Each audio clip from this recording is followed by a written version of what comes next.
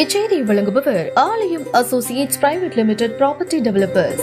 ஆலயம் associates private limited, number 52, third floor, 3B, Ram Darbar, Sterling road, Nungambakkam, Chennai 6,34,000. Mayiladuthurai மாவட்டம் மயிலாடுதுறையில் 500க்கும் மேற்பட்ட ஜெயின் சமூகத்தினர் வசித்து வருகின்றனர்.